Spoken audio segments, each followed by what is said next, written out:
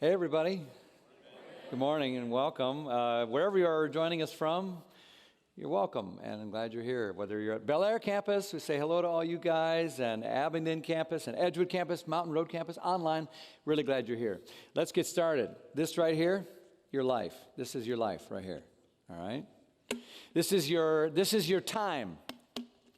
This is your schedule, all right? It's your life, and everybody's got same size jar, all right? It's an old illustration I saw years ago. It still speaks to me, and maybe it'll help you. Here's the deal. We all have stuff that we kind of do every day. These tiny grains of sand represent the sort of mindless activities that we do every day. You get online, you can't stop surfing the web, and you can't remember what you even looked up after an hour and a half. You binge on some silly show. You watch a documentary on cats, and you hate cats. Whatever. Just the sort of mindless thing. Isn't it interesting how much of our time is spent doing things that you just like, oh man, where did it go? And yet there it is. And then these smaller pebbles represent, there are things in our life that we've got to do every day. There are errands we have to run. There's prescriptions to fill. There's lunches to make, and you got to go to work, and you've got to do the busy work and answer the emails and do your taxes and all this stuff. And it just. There's a lot of this in our lives, is there not? And there it is. Isn't it interesting how much of our lives is just that sort of stuff? You get to the end of the day, you get to the end of the week, and you're like, I was busy the whole time. But you didn't necessarily you can't really talk about all the things you got done necessarily. These are the big rocks. The big rocks are the important things. They're the things that really matter to you, okay? They're the things that are weightier. They're substantive. They're the big ones, okay? So these are the things that we want to put in there. So that might be your relationships with your family, your wife, your husband, your kids, your relationship with God. You want to make sure you've got some big projects at work you've got to do, your health. These are the big rocks that we've got to pay attention to. And yet, when we put some of those big rocks in, can we also notice how quickly the jar is full already? And now we've got some of these rocks that are on the table. I mean, there goes my vacation. Oh, maybe I can squeeze in. No, there's no room.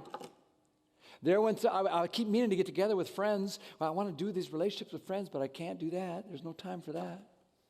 Here was that big opportunity I really wanted to say yes to, but I can't.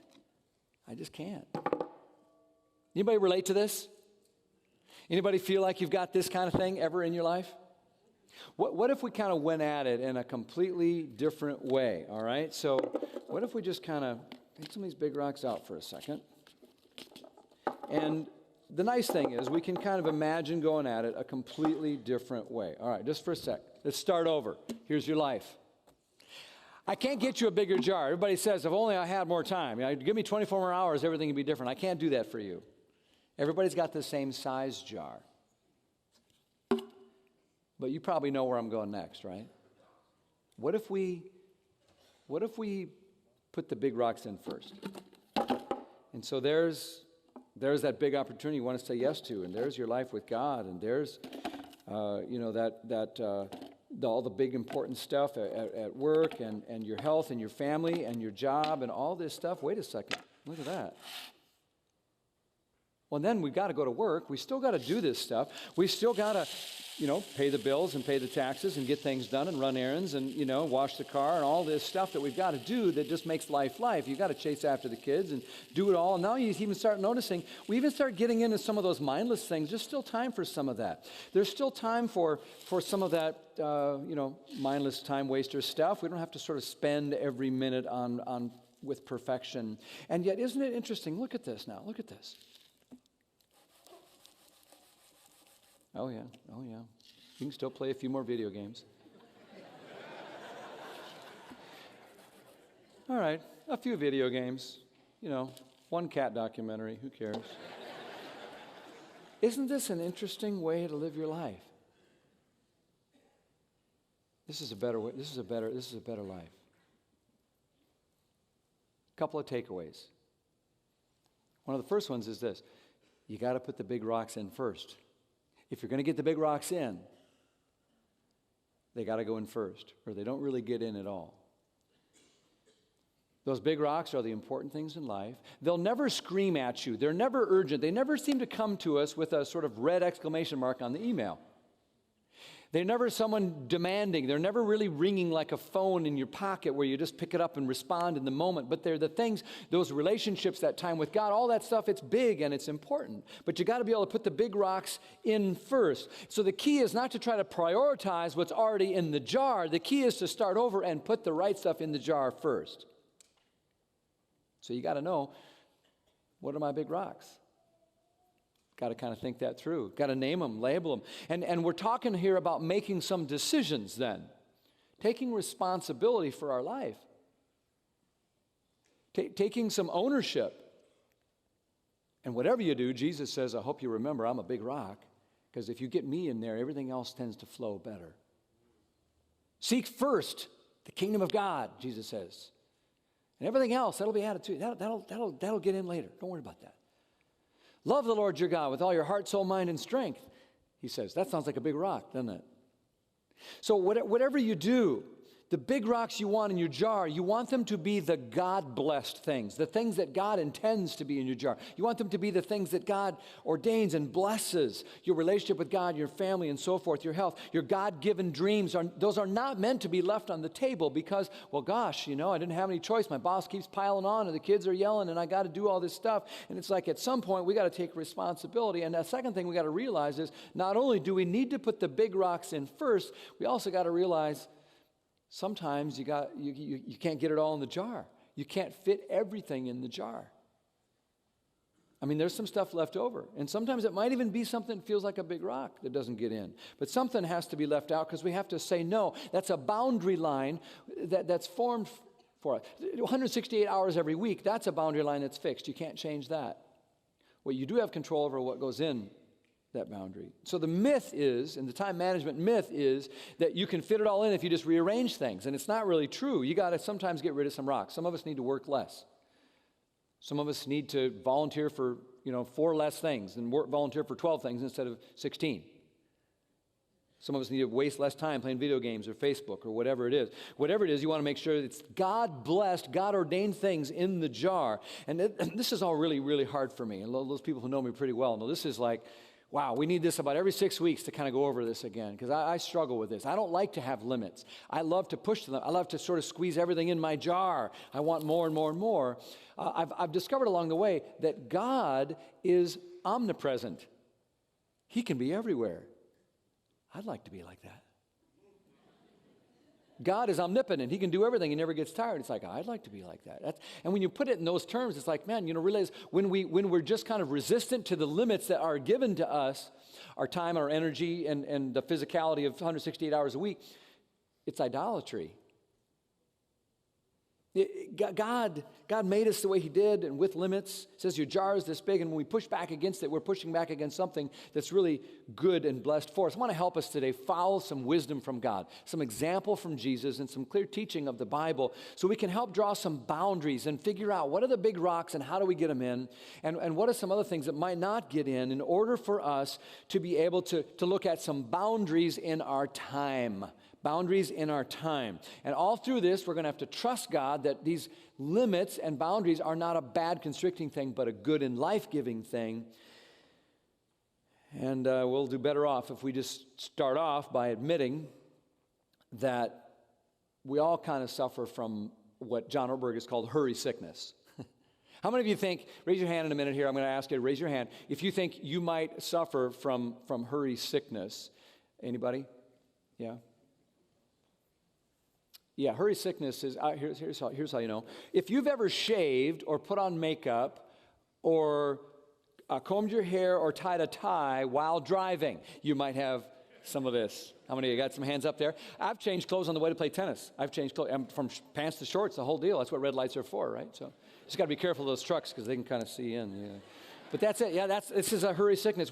If you can't remember the last time you stopped while there was a yellow light because you think yellow means speed up to get through, you might have hurry sickness, right?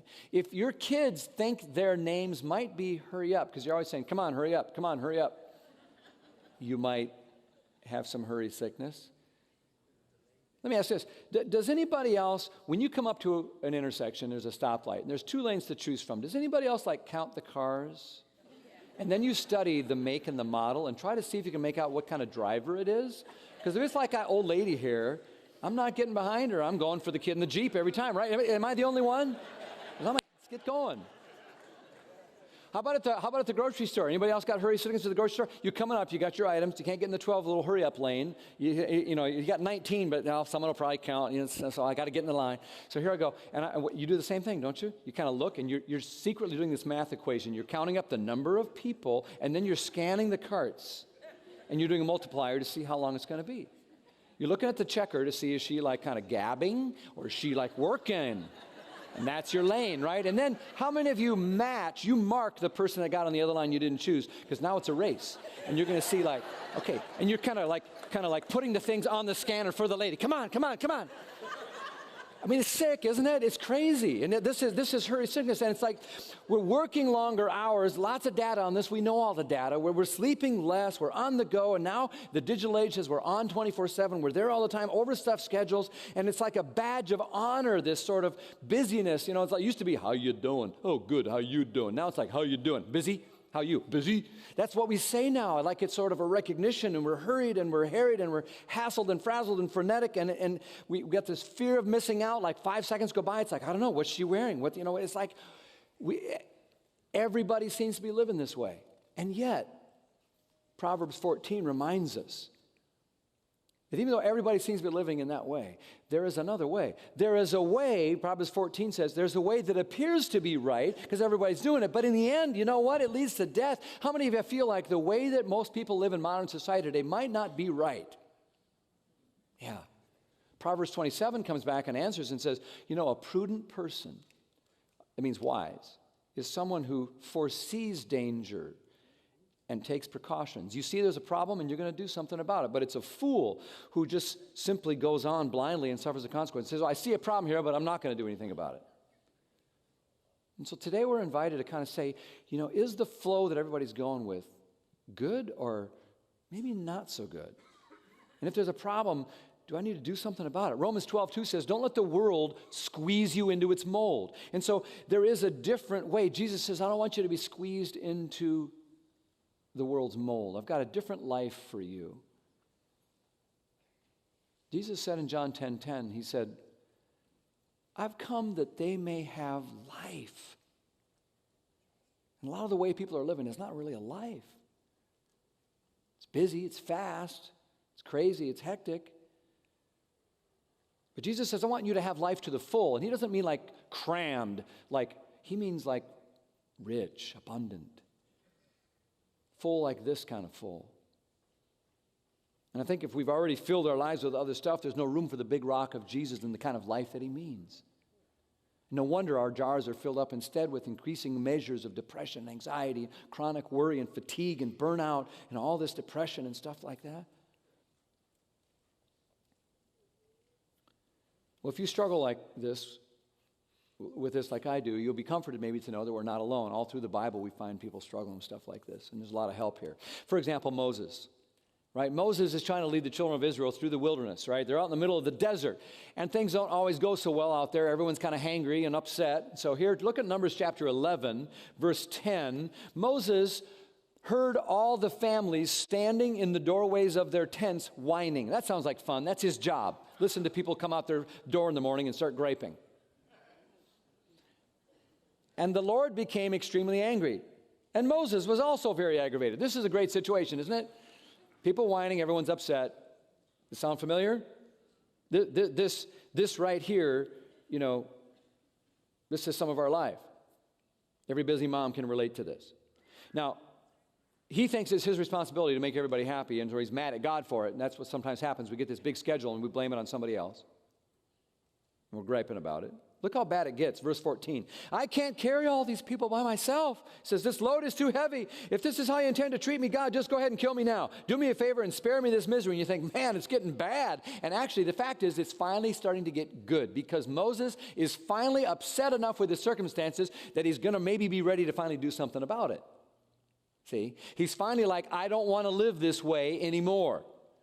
And when you see that, Now we're finally getting someplace, because there is the pain that we sometimes feel around the pressure of our schedule is the pathway to improvement and change if we'll allow it. Here's the deal. We're getting a payoff of some kind out of the craziness. We gripe about it. Oh, I'm too busy. I don't like this. Oh, my schedule's bad, or I'll never have time. It's like, yeah, but you're getting a payoff. I get a payoff out of my crazy schedule, or I wouldn't keep doing it. I don't know what that payoff is exactly for you, but maybe you like people thinking you're important. Maybe you like to do things your own way, and so you don't want to give it to someone else. Maybe you just like to be busy, so you don't have to stop and think about your life. I don't know what it is, but you're getting some payoff, or you wouldn't keep doing it. And when the pain and the displeasure of that way of life gets to be great enough that it exceeds the payoff, then you're finally ready to say with Moses, I don't want to do this anymore. And God says, okay, now the door's open. Now we got something I can work with. And I just wonder if there's anybody who's sort of willing to be honest enough to admit that, yeah, I don't really like it, but I'm going to do more than gripe about it. I'm going to let that pain open a door. And for anyone who's ever sort of felt that way, or maybe you're there right now, Jesus comes today and he has some great, great words for us. Matthew 11, listen to this. To a bunch of harried, hassled, stressed out people like us, Jesus says, come to me, all you who are weary and burdened. Our hands go up, weary, burdened. And I will give you rest. Take my yoke upon you and learn from me. Learn. I want to teach you some things. I want to show you my way of living. I want to show you my way of filling the jar. For I am gentle and humble in heart, and you will find rest for your souls. Not just rest for your body, not just rest for your schedule, rest for your soul. For my yoke is easy and my burden is light. Doesn't that sound good? Jesus doesn't say, come to me and your life will be easy. He didn't say, come to me and I'll put you on a perpetual vacation. No, there's going to be effort and work and energy, and Jesus was often busy himself, but he was never hurried. And he was in the middle of his life circumstances, he had a rested soul. He says, I want to teach you that.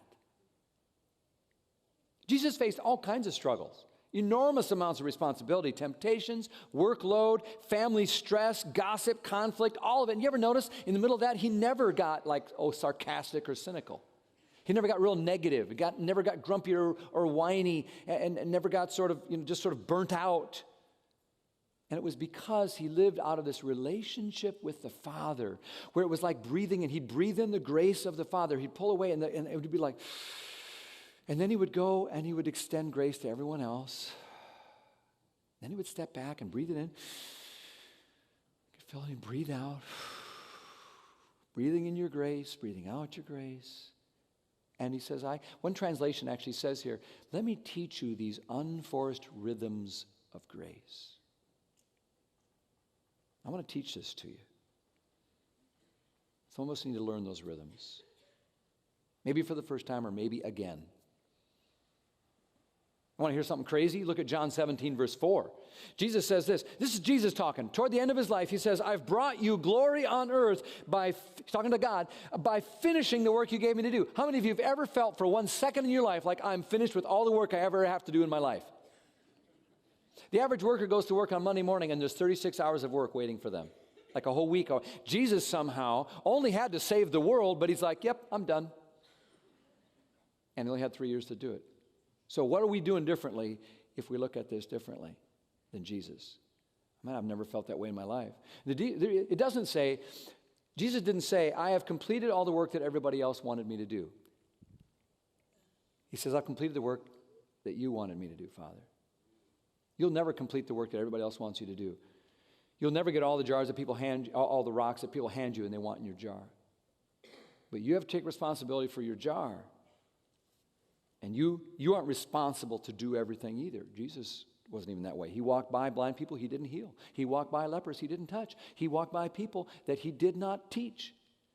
But he did what God had called him to do, and that's what brings God glory, and that's what gave him this abundant, full, good life, and that's what he wants to teach us. And you don't get there without putting some boundaries around your time so you can have a rested soul and an unhurried heart. So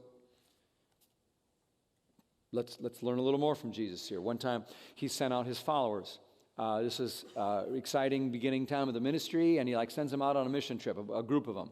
And they go out and do all this amazing stuff, and they're so excited. They come back to Jesus, and they want to tell him all about it, and they want a new assignment. They're like, this was awesome. We did this. It was great. It was strong and all this. Mark chapter 6, verse 30 and 31. The apostles gathered around Jesus, and they reported to him all they had done and taught, and they're ready for what's next? Where are we going to go? But then, because so many people were coming and going, they did not even have a chance to eat. You ever have a day like that? So much happening, you can't even stop and get a meal in. Yeah, happens a lot to me, I hate to tell you. And so all these opportunities for more ministry are right there in front of them, and they're kind of like, okay, well, I guess we'll tell you about it quick, but just give us a new assignment. Let's deal with these people. And you kind of expect Jesus to say, well, we can't make these people wait to get back to work. But he didn't say that. He didn't say there'll be time for rest later. Right now, let's do double time, hop to it. He doesn't say that. In the middle of all this busy, crazy, flourishing moment with a big to-do list and people jamming up in their face, look what Jesus says, verse 31. Instead, Jesus just says, come with me, by yourselves. Not them, not that laundry list, not that to-do list, not their needs, not what the hurried pressure is saying we need to do. Come with me by yourselves to a quiet place. Let's draw a little boundary, and let's get some rest. And so they went away by themselves, just them and Jesus. The boundary was the edges of a boat, and they went to a solitary place. I don't know if they felt it was time. I don't think they did. I thought they were like, I'm ready to go. I don't feel... But Jesus says, no, now, come apart. One translation says, Jesus said, come apart with me. Come apart from all that. Get some distance and some separation and rest a while. What about the mission to save the world? What about the do list? What about the boss's demands? What about the laundry? What about the project? Jesus says, come apart. I love how one person says it. Jesus said, come apart before you come apart. Before you start fragmenting and dividing up your brain and your heart and your mind and get distracted and divided and fall apart physically, fall apart spiritually, fall apart emotionally, come apart before you come apart. Sometimes Jesus moved toward people and said, let's go engage. And sometimes he said, they can wait, come apart with me. Friend, Jesus sometimes stopped. He wasn't always on. There were real needs and to-do lists, and he stopped. He left some stuff there. So here's a question for each of us. When do you draw a line around some time where it's just you and Jesus? When do you do that? Where is that space? Where's the boat that you get into where he says, come apart, before you come apart? Where nothing else can get in. It's a boundary. It's a time. The invitation is there for us, but we've got to say yes and get in the boat. And it doesn't say the noise will stop and the demands will stop and things will slow down. And when things slow down, then we'll hang out. No. It doesn't work that way. You've got to put the big rocks in first. And by the way, what's interesting here, if you go on to the next verse, they have this moment of quiet and this solitude. They're going over to this solitary place and they're enjoying this little boat ride. They get there. The people see them and the people run around and there they are on the bank going, hi, Jesus. So it was short-lived, but he got what he could. And our lives are the same way. Getting in a boat and getting away with Jesus was probably the last thing that the disciples were expecting or would have sort of said, I know what we need to do, because we don't think this way.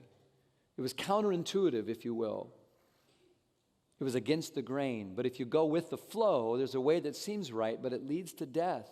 And you'll have all the wrong stuff on the table and the wrong stuff in the jar. So I want to just give you today some of these elements that you can include in your life to help you walk and live in the unforced rhythms of grace that Jesus talks about in Matthew 11. These are things that are not natural to me. I've had to discipline myself to invite them, welcome them, pursue them, and as I do, it just creates so much good in my life. The limits work. So let me just tell you about these three gifts, really, and then you got to turn around and kind of give them to yourself. First gift is this. slowness. Because I love to go. I love to go fast. Let's get going. You're like, make the point. What's the point here? I've told you about this climb up Kilimanjaro. We had like 27 of us going up this trail, and sometimes single file up this trail, and sometimes it wasn't super steep, and it wasn't even that hard, and there's a part of you that just wants to get going. It's like, come on, why are we going so slow? You know, it's like, come on. Seen the big mountain there? We got a lot to do. Let's get up that mountain. We were guided by these guides that told us that, you just got to chill out a little bit. In fact, they taught us the Swahili word, pole pole. It means slowly, slowly. And they were always saying slowly, slowly. They told us about people, these super duper athletes that would just like tear up the mountain, and then about the fourth day they'd bonk and they'd crash and wouldn't make it. Why? Because slowly, slowly is the way you do a journey like that.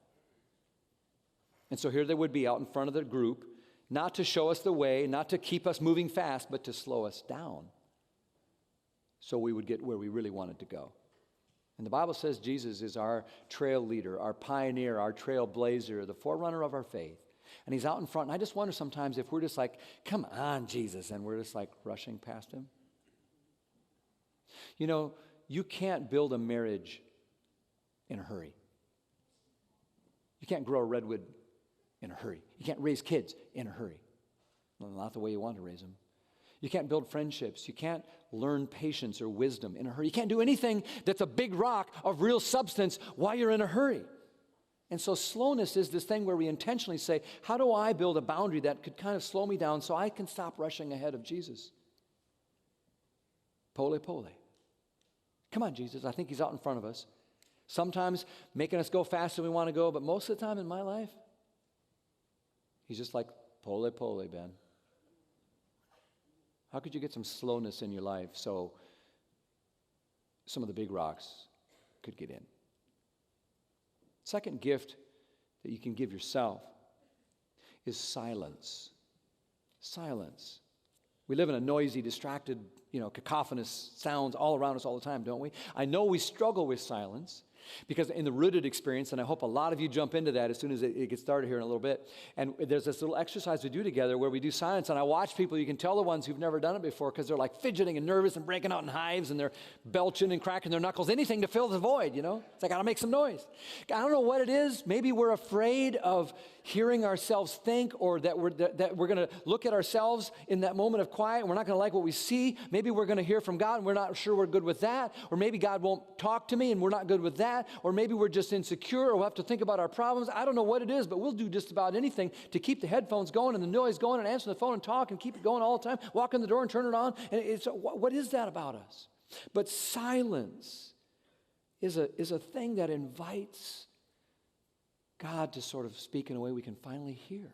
Psalm 46 says, be still and know that I am God.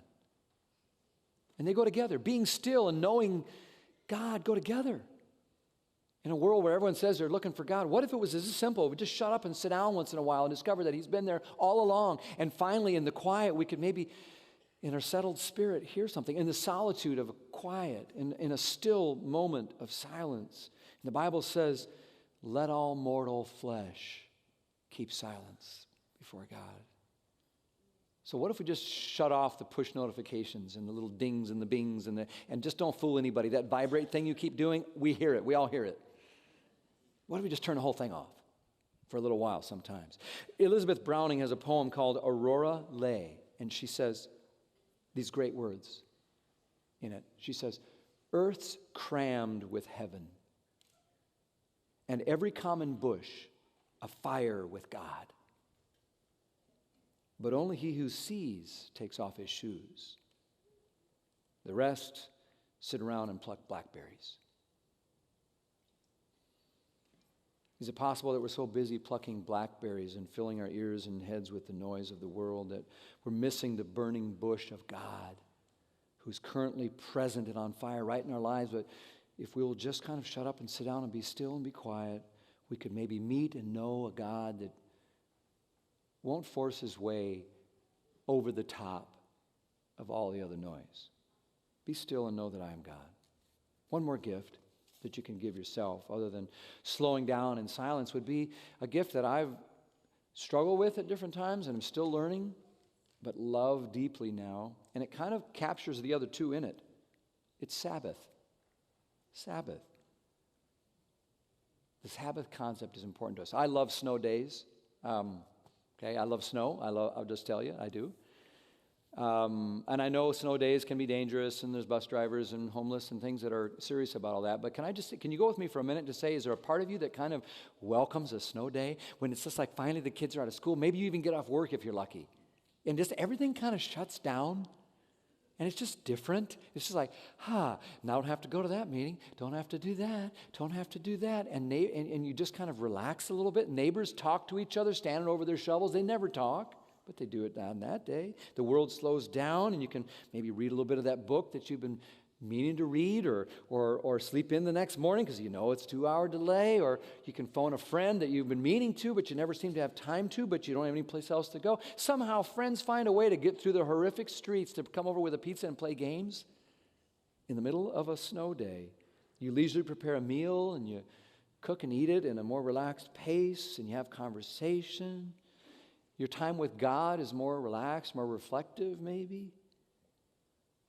It's a gift. And God says you need that, or you need a built-in snow day. And so he designs this idea of Sabbath principle.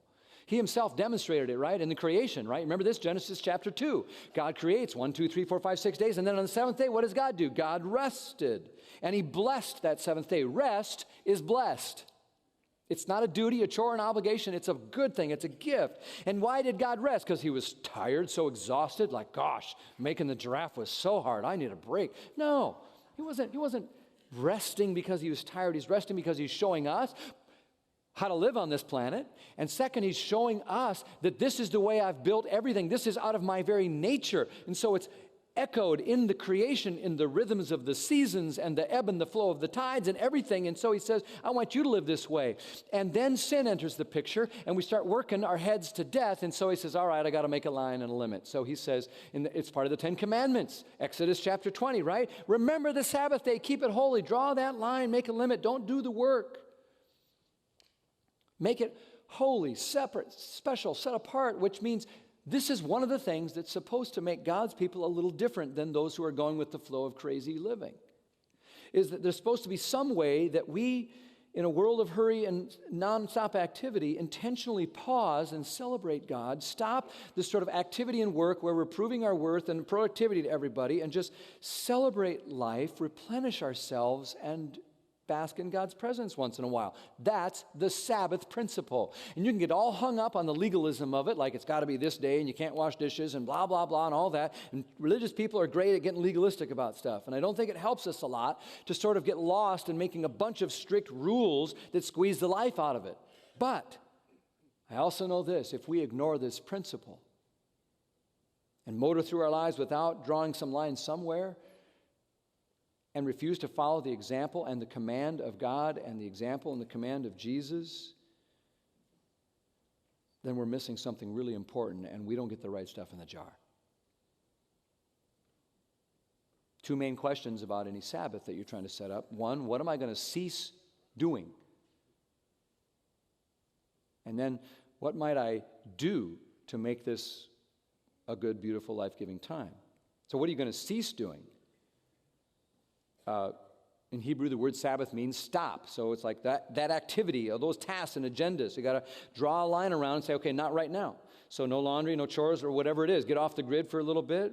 Set aside some of the activity and the work and the productivity that motors our lives every day, and instead focus on some ways we can just be with God and rest as a child of God. For a lot of people, Sabbath means a sort of temporary tech fast. Just get away from the screens and the updates and the emails and the texting and the WhatsApp and just kind of draw a boundary and say, not right now, I'll get back to you later, because right now I'm just breathing in a little bit of God, because I'm going to have plenty of time to breathe it out later. Just stop and breathe. The second question is not only just what must I cease, you got to stop working or do something, but then what must I do? And this can look a million ways, and it's all up to you. It's like whatever is life-giving for you. whatever fills your bucket. Some of the stuff you enjoy doing a lot that you never seem to have time to do, that are God-honoring and God-blessing and God-filling, that help connect you with God, connect you with other people. You basically want to reconnect with God and with other people and reconnect with your own soul. You want to refresh your spirit. So what is it that does that? For some, it's going to be like, I'm going to finally take a bath. I never take a bath. I'm going to take a slow breakfast. I'm going to listen to my favorite music, or maybe just sit with my Bible open and I never get a chance to do that. Or for others, it's going to be get outside if that fills you up. Go for a long walk, or sit in your little chair with your blanket if that's you, or read some things out of a book, or journal something, or get crafty, or get in the shop, or work with your hands, whatever it might be. For others, it could be, just a good workout, or a frisbee game, or a board game, or bike rides, or crosswords, or intimacy with your spouse, or some good food to feast on, connect with God. You get the picture? Whatever it is, you need to figure out some way or other, draw a line and say, it's a snow day for my soul. Okay? Figure it out. It's a gift. It's not a command that's sort of like, oh gosh, I got to have my Sabbath. If we understood this, we'd be like, that's a rock I want in my jar. So we've got to ask, man, what's more important? So whatever occupies your time normally and commands your attention, fills your jar that you can maybe cease doing for a while in order to add some things that help you focus on God, rest in God, laugh with life, and find goodness and joy and celebration and peace and closeness to God. A couple suggestions. You can do this every day in a micro way, a micro Sabbath. Divert daily. Every day, find some way to set something apart. It might be a few hours a few moments in the morning. It could be an hour in the morning. It could be a few minutes as you park in the parking lot at work. It could be at night. It could be whatever it is, but divert daily. But then, this is the one that I think is so important for us today. We've got to learn to withdraw weekly, and this is the challenge for you. When during your week could you draw a line and say, this is my snow day with God. This is my Sabbath principle. The Jews started their days at sundown, and so Sabbath would start at sundown and go that evening, and then it would go part of the next day, and then that was how they do it. Some people, I get Thursday nights off. Okay, well, great. Thursday night could be your Sabbath, or, it's Saturday mornings till noon, or whatever it might be. But just draw some lines. Try something. See what happens. Letty Coleman told about a traveler visiting Africa, and she was kind of moving through and hired these tribesmen to guide her and carry her things and all. And she was very happy after the first day because they had covered so much ground and made so much progress, covered all these miles. And so the second day she gets up and gets ready to go, but all the carriers and the workers that she'd hired are just sitting there and they won't move. And she's very frustrated. And she asked the leader of the hired hand, she says, well, why won't they continue the journey? And he said, on the first day, we traveled too far, too fast. And now they're waiting for their souls to catch up to their bodies. Are you living or moving your body and your mind and your life in such a way that you're leaving some of your soul behind? That's what Sabbath is, to sort of remind us, in a world like ours, instead of being squeezed into the mold and then seeing Jesus rocks on the table at the end of the day, the week, the life. Instead, realize, what good is it to gain the whole world and lose your soul? To accomplish everything you set out to do or your boss wants you to do and lose your soul? Instead, to draw a line, make a limit, and take responsibility. Can I just say one quick thing for all of us? Ben, I'd love to, but I don't have time. Fair enough. I can't give you a bigger jar. I don't have any more time to offer you today, but if this sounds like a big rock to you and it sounds important to you, then maybe we need to start over with a clean jar and get the right rocks in first, because this will never scream at you any more urgently than I am right now.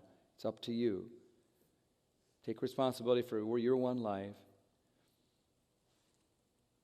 and say with the psalmist, Psalm 23, He makes me lie down in green pastures. He leads me beside still waters. He refreshes my soul. Friends, where are your green pastures? Where's that place? God's already there waiting on you. The invitation is open, but then you've got to draw some lines and say, this is my green pasture today, right now, here it is. Because that's the kind of thing that will allow you to breathe in and then breathe out in a way that makes you more of a human being. It'll make you more of the kind of life that you want to have. You'll get your jar the way you want it to be. Let's pray. God, thank you for the example we have in Jesus, who was busy all the time, seemed like, but never hurried. never rushed, never crazy, and knew how to find simplicity and solitude and slowness and silence in the middle of it all. Help us to latch on to the principles of Sabbath rest, implement them in our lives so that we can say like Jesus, I got everything that I was supposed to do done to the glory of God. We pray it in Jesus' name. Amen.